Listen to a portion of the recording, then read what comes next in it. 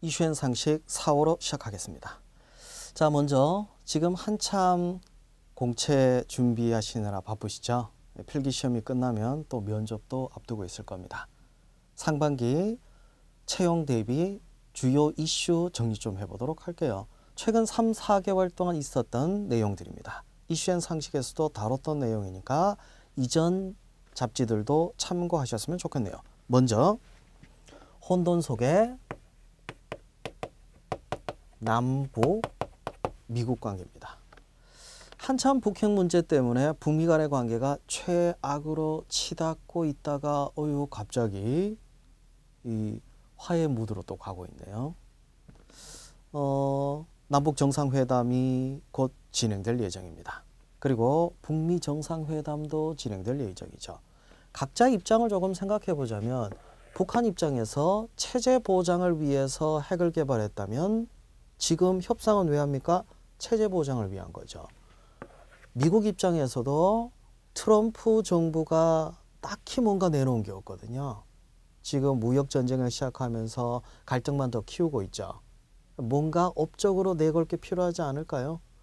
우리 입장에선 문재인 대통령이 이거를 어떻게 끌고 갈 것이냐 운전자론을 내놓고 있는데 그러다 보니까 모두가 다 윈윈할 수 있는 이런 관계로 가게 되면 우리 기업들은 어떻게 될 건지 그것도 생각해야죠. 자, 우리 특수한 상황 때문에 우리 기업들은 전 세계적으로 좋은 평가를 못 받는 경우들도 많습니다. 코리아 디스카운트라고 해서 기업의 가치가 깎이고 코리아 프리미엄이라고 해서 해외에서 돈을 빌릴 때 이자를 더 줘야 되는 이런 상황이었죠. 이런 측면에서 이것도 우리 경기에 아주 긍정적 영향을 끼칠 수 있지 않을까라는 생각이 드네요. 경제적인 영향에 대해서 생각을 좀 해봐야겠죠. 기업도 이걸 대비해야죠. 물어볼 수 있을 거 아닙니까? 그 전망을 놓치지 않고 쭉 보셨으면 좋겠습니다. 전 주변의 사람들에게 농담 삼아서 그런 얘기를 해요. 갑자기 통일되면 어떡하지? 통일되면 어떻게 할래요? 건설회사 주식 사야죠. 독일이 통일됐을 때도 그랬습니다. 독일이 통일됐을 때 독일 경제는 더 나빠졌었죠. 하지만 동독의 인프라 구축하기 위해서 서독 건설회사들이 할 일은 정말 많았습니다. 건설 경기는 좋았었거든요. 농담인지 진담인지 생각보다 통일은 빨리 올 수도 있지 않을까 싶네요. 자, 이어서 채용비리 얘기 좀 보도록 할게요. 채용비리는 공공기관, 공기업에서 시작해서 이제는 금융권, 사기업은 어디까지? 사기업은 아직 터지지도 않았어요. 점점 확장되고 있죠. 긍정적인 신호입니다. 공정한 사회가 되겠네요. 내가 실력이 있음에도 불구하고 백이 없어서 떨어질 일은 앞으로는 없을 거예요. 근데 열받는 건 이 사회가 얼마나 썩었는지. 부의 세습에 이어서 뭡니까? 직업의 세습까지 이루어지는 봉건주의 시대나 있을 만한 이런 일들이 지금 우리나라에서 계속 일어나고 있었던 거죠. 우리 사회가 극복해야 될 문제가 아니었나 싶네요. 우리 입장에선 잘 됐죠. 이런 말하면 좀 못한데 여러분 부동산 가격이 떨어지길 원하십니까? 집 없잖아요. 그럼 부동산 가격 떨어져야 집을 살 거 아니에요. 채용비리 밝혀져야죠. 우리 빼고 없잖아요. 우린 공정한 사회를 원하죠. 자, 내용 이어서 또 면접에서 많이 묻는 4차 산업혁명에 대한 얘기 좀 할게요. 이미 이전부터 4차 산업혁명에 대한 언급을 많이 했습니다. 기술적인 변화뿐만 아니라 경영 환경의 변화, 소비자들의 변화, 이 모든 것들을 포괄적으로 얘기할 수 있는 4차 산업혁명은 4차 산업혁명 자체에 대한 정의를 이해할 필요가 있죠. 여기서 끝나는 게 아니에요. 뭡니까? 영향인데 영향은 세부적으로 들어가셔야 돼요. 세부적으로 들어가서 그 업계에서 IoT 기술을 어떻게 이용하고 있는지, 어떻게 변화가 있는지 거기까지 들어가셔야지 전 4차 산업혁명이 뭔지 알고 있습니다. 끝. 이건 아니죠. 아시겠죠? 또 경영 환경의 변화까지 이어지는 중요한 이슈입니다. 고령화죠. 이제는 고령 사회라고 하는 게 맞겠죠. 저출산과 같이 결합되면서 아니 그건 먼 미래의 일이 아니냐. 아니요. 지금 현재 진행되고 있는 일입니다. 1인 가구가 증가하고 있고 고령화되면서 발생하는 여러 가지 문제, 노동력의 부족 문제들도 있겠죠. 정부가 이걸 걱정하면서 저출산을 늘리고 고령화 문제를 해결하기 위해서 많은 고민을 하고 있는데 문제는 뭐냐면 엄청나게 많은 돈이 필요하다는 거예요. 그럼 이 재원을 어떻게 마련할 것인가? 출산율이라도 높으면은 젊은 사람들이 나이 든 사람들을 먹여 살릴 수라도 있는데 지금은 그것도 안 되고 있는 상황이거든요. 여기에 기업이 어떻게 대비할 건지 이게 핵심이겠죠. 자, 여러분들 중에서도 가상화폐 여기 투자한 사람들 꽤 있을 거예요. 투자해보니까 어때요? 수익률 컸어요? 생각보다 많이 못 벌었죠. 근데 생각보다 많은 시간과 에너지를 거기 쓴 게 문제일 거예요. 가상화폐는 지금 금융권뿐만 아니라 거의 대부분의 기업들이 관심을 가지고 있습니다. 이게 새로운 기술에서 끝나는 게 아니라 새로운 산업으로 이어질 수도 있기 때문이죠. 개인으로서는 어떤 문제가 있는지도 고민해야겠죠. 왜 정부가 가상화폐를 규제할 수밖에 없는지 그런 것들도 고민 좀 해보도록 합시다. 자, 그 이외에 몇 가지 이슈들 더 보도록 할게요. 법적인 문제이기도 합니다. 김영란법 얘기를 좀 볼게요. 일단 기업이 변화했습니다. 접대 문화가 바뀌었죠. 그리고 또 뭐가 변했죠? 접대 문화만 바뀐 게 아니고 관련된 산업 분야도 영향을 받았죠. 뭐 한우 농가들이 힘들어진 건 당연한 거겠죠. 화훼 농가도 힘들어진 부분들도 있습니다. 더 중요한 게 있죠. 가장 중요한 건 뭐냐면 공직자들이 받아먹지 말라 이거예요. 공정한 사회를 만들기 위한 첫걸음이었지 김영란법 도입으로 인해서 우리 사회가 완전히 공정해진 건 아니에요. 그러고 있는 과정이라고 보셔야겠죠. 자, 피해만 안 주면 되지 않냐. 개인적으로 담배를 끊었습니다. 지나가다가 누군가가 저에게 담배 연기를 뿜고 이러면 참 부담스러울 때가 있어요. 아, 왜 나한테 이러나라는 생각도 들기도 하고 좀 욱할 때도 있고. 근데 아랫집에서 담배 연기가 쭉 올라오면 이건 어떻게 해야 될까요? 그건 개인 간의 문제가 아니냐? 아니죠. 아파트 구조 자체의 문제일 수도 있고 이게 우리 사회의 변화를 반영하기도 합니다. 아파트는 단절된 공간이죠. 그러다 보니까 누가 담배 연기를 뿜게 되면 내 공간을 침범하는 걸로 봅니다. 불편하다 이거예요. 그럼 이 문제 해결하기 위해서 뭐가 필요할까요? 법의 개편도 필요할 거고 뭐 여러 가지들이 요구되지 않을까라는 생각이 드네요. 자, 사회 이슈와 관련해서 또 다른 이슈입니다. 보호수용제 얘기 좀 볼게요. 자, 예전 얘기인데 원래 우리 법에는 형량을 다 마치고 나서 예를 들어서 징역 10년이다. 그럼 징역 10년 끝나면은 교도소에서 나올 수 있죠? 아니요. 청송보호감호소라고 하는 게 있었습니다. 청송보호감호소는 형량이 끝난 중범죄자들이 또 다른 범죄를 저지르지 않게 하기 위해서 사회에 못 나가게 가둬놨던 겁니다. 이게 뭐냐면 보호감호제라고 하는 게 있었어요. 폐지됐어요. 왠지 아세요? 자, 징역 15년 끝났어요. 이제 만기 출소를 해야 되는데 보호감호 7년이야. 그러면 7년 동안 다시 교도소에 있어야죠. 아니 감호소는 교도소하고 다르지 않냐. 제가 가봤거든요.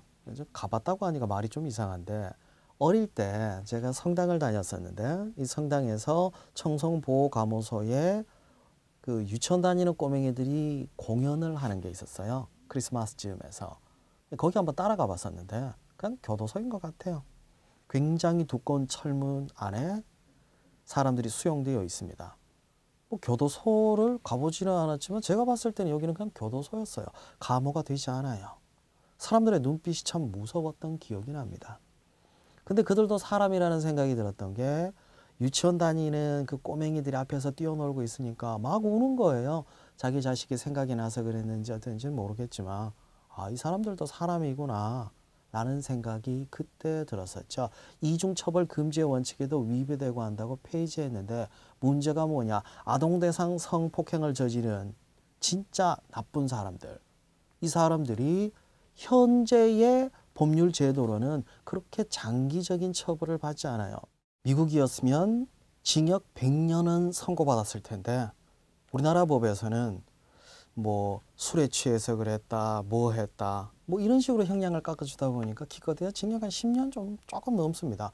근데 얘네들이 풀려나고 있어요. 또 다른 범죄를 저지를 것 같은데 얘들 어떻게 막아야 되냐. 그래서 다시 지금 논의되고 있는 게 보호 수용제입니다. 이중 처벌이냐고요? 그럴 수도 있겠죠.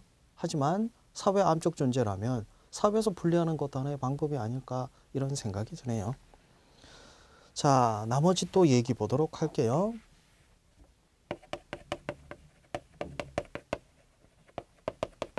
자율주행 자동차입니다. 자동차의 경계는 어디까지일까요? 자동차는 전자제품일까요? 기계일까요? 이젠 경계가 모호해졌어요. 이젠 사람이 운전할 필요도 없습니다. 그래서 그런지 몰라도 자동차 회사뿐만 아니라 웬만한 IT 기업들, 반도체 회사 전부 다 이쪽에 관심을 가지고 있어요. 이쪽에 관심을 갖는다는 얘기는 이쪽 분야에 대해서 알고 있어야 된다는 얘기이기도 하죠. 특히 본인이 지원하려고 하는 기업과 어떤 연관이 있는지, 본인이 지원하려고 하고 있는 업계와 어떤 연관이 있는지 거기까지 이해해 두셔야 됩니다. 그냥 용어하는 수준으로 끝내서는 안 되겠죠. 최근 최저임금 때문에 고용이 힘들어진다라고 주장하는 기업들도 있습니다. 냉정하게 얘기할게요. 이제 우리는 저임금을 기반으로 해서 경쟁력 갖추는 시대는 지났습니다. 임금은 충분히 줘야겠죠. 여러분들도 취업 준비하면서 왜 대기업을 원합니까? 기본적인 수준의 임금이 보장되기 때문이죠. 그것도 보장되지 않는다면 열심히 일할 이유가 없겠죠. 그런 고민들을 좀 많이 하셔야 될 거예요. 자, 기본소득제는 뭐냐면 인간이 먹고 살기 위해 하기 싫은 일도 해야 되는 이런 문제를 근본적으로 해결해 보자. 뭐냐면 최저임금제는 착각을 하시면 안 돼요. 얘는요, 최소한의 삶을 보장하는 거예요. 우리가 생각하는 그 최소한의 삶이라는 게 굶어 죽지 않을 정도예요. 그럼 얘는 뭐냐? 기본소득제는 인간다운 삶의 기준을 생존해서 인간다운 삶의 질로 연결시킨 거예요. 이 정도는 돼야겠죠. 지금 최저임금이 뭐 시간당 10,000원까지 이제 곧 올라간다고 하는데 시간당 10,000원인데 주 52시간 근무한다고 생각해 봅시다. 그럼 얼마 벌어요? 52만 원 사주면 108만 원. 이제 208만 원. 자, 208만 원 가지고 월세 내고 건강보험료 내고 국민연금 내고 전기요금 내고 다 내고 집 사고 불가능하잖아요. 그래서 나온 게 기본소득제에 대한 개념입니다. 인간이 행복해지기 위해서 자본주의를 도입했다고 하지만 돈을 벌기 위해서 하기 싫은 일도 해야 되고 먹고 살기 위해서 바등바등 사는 인간이 행복해지기는 어렵겠죠. 소수의 행복을 위해서 다수가 희생하는 제도가 돼서는 안 되겠죠. 그래서 나온 개념이 바로 기본소득제에 대한 얘기입니다. 블라인드 채용입니다. 눈을 가리고 사람을 뽑는다는 의미는 아니고 잘못된 그리고 불필요한 것들을 없애겠다는 게 블라인드 채용의 핵심이에요. 블라인드 채용을 이해하기 위해선 여러분이 이거부터 이해하셔야 됩니다. 블라인드는 다 가리는 거냐? 아니요. 불필요한 걸 가린다는 거예요. 그럼 불필요한 건 뭐고 필요한 거는 뭐냐? 과거에는 채용의 기준이 스펙이었어요. 학점, 어학성적, 자격증 이게 기준이었죠. 자, 그렇게 해서 뽑았어요. 일 잘하면 괜찮은데 문제가 일을 잘 못하네. 그런 부작용이 있죠. 모 공기업에선 토익 성적과 직업 업무 능력을 비교해 본 적도 있습니다. 재밌는 게 일정 점수 이상이 되면 어학 성적이 높으면 높을수록 업무 능력이 떨어지는 거로 나왔어요. 그 다음부터 토익 상한제를 도입하게 됐다고 하더라고요. 그렇듯이 불필요한 걸 배제시키며 뭘 기준으로 뽑냐? 직무. 직무를 정확하게 이해하고 있냐? 그리고 이 직무를 잘 수행할 수 있는 역량을 보여줘야겠죠. 이걸 이해하는 게 관건이에요. 얘는 불필요하냐? 아니요. 기존의 스펙 중에 직무 역량으로 분류가 되는 거는 필요하겠죠. 해외 영업을 할 사람이 기본어학 성적은 필요하겠죠. 그죠? 그리고 지원자가 많다 보니까 어떤 식으로든지 걸러내야 돼요. 일반적인 전형 과정에서도 보면 서류 때 걸러내야 되는데 자소서만 가지고 걸러낼 수는 없어요. 여러 가지 요소를 다 보는데 그 중에는 어학 성적도 있을 수는 있습니다. 하지만 어학 성적만 가지고 뽑는 그 시대를 뜻하는 건 아니에요. 필기야 뭐 큰 연관이 없지만 여기서 다시 또 직무에 대한 게 들어가죠. 직무를 얼마나 이해하고 있느냐, 직무 역량을 갖추고 있느냐, 이게 평가의 핵심이니까. 블라인드 채용을 이해한다는 얘기는 직무 중심 채용을 얼마나 이해하느냐, 그게 핵심이라고 보시면 됩니다. 그걸 제대로 못했을 때 또 다른 문제들이 발생될 수 있죠. 또 다른 이슈 중에는 이런 이슈들도 있죠. 부동산 전쟁 얘기입니다. 지난 10년간 물가는 몇 배나 올랐을까요? 몇 배까지 오르지는 않았어요. 근데 집값은 많이 오른 데는 한 10배도 올랐거든요. 열심히 일할 필요 없네요. 집 있는 게 장땡이네요. 조물주 위에 건물주라는 이야기가 왜 달리 나왔겠습니까? 자, 이렇게 되면 부의 편중은 심해지고 이 사회 자원들이 비효율적으로 운영될 수밖에 없죠. 역대 정부에서 부동산 정책을 안 내놓은 적은 없습니다. 근데 제대로 먹힌 적도 없었죠. 제대로 먹히려고 하다가 그 정권 바뀌면 중단되기도 했었고, 문재인 정부는 제대로 해보려고 이제 뭐 후분양제를 도입하고, 그리고 어떻게든지 부동산 가격을 정확하게는 부동산 가격을 낮추는 게 아니라 비정상적인 부동산 시장을 잡겠다는 게 맞겠죠.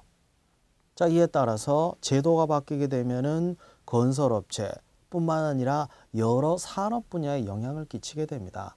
하나하나씩 대비할 필요가 있겠죠. 또 다른 얘기 중에는 자, 우리가 살고 있는 지금 현재 우리 세상은요, 60화국이에요. 이거 좀 헷갈리네요. 10화국, 20화국, 30화국이 원래 정권 바뀌면 바뀌는 게 아니냐 이렇게 생각하시는 분들도 있어요. 그래서 60화국 그러면은 노태우 정부 때를 생각하기도 합니다. 근데 87년에 헌법이 개정되고 나서 출범한 게 60화국이에요. 그럼 그 다음에는 헌법 개정된 적 없어요. 87년도 9차 개헌 이후로 한 번도 바뀐 적 없습니다. 그러다 보니까 그 다음은 공화국이라는 표현을 쓰진 않았죠. 왜냐하면 헌법이 개정된 게 없으니까 정치제도에 큰 개편이 없었거든요. 그래서 뭐 문민정부라든지 참여정부라든지 이런 표현들을 쓰기 시작했죠. 바뀌었어요. 이제는 뭘로? 70화국을 준비하고 있습니다. 헌법 개정을 앞두고 있다는 거죠. 대통령제를 4년 중임제로 바꾸자, 의원 내각제로 바꾸자, 이런 주장들이 정치권에서 나오고 있는데 이게 핵심은 아닌 것 같습니다. 87년 이후에 수많은 제도의 변화, 기술의 발전들이 있었죠. 사회가 많이 변했어요. 지금 헌법이 이걸 담고 있는지 그걸 묻고 싶네요. 그게 담겨야 됩니다. 우리는 입헌주의 국가입니다. 헌법의 지배를 받아요. 그럼 헌법이 바뀌어야 나머지 법들이 따라갈 수 있다는 거죠. 그 변화를 위한 고민을 해야 되는데 정치권은 싸우기 바쁘네요. 뭐 때문에? 자기들에게 유리한 그런 제도가 뭔지 그 고민을 하고 있거든요. 자, 국민들의 고민이 정치권을 변화시킬 수 있을 거라고 봅니다.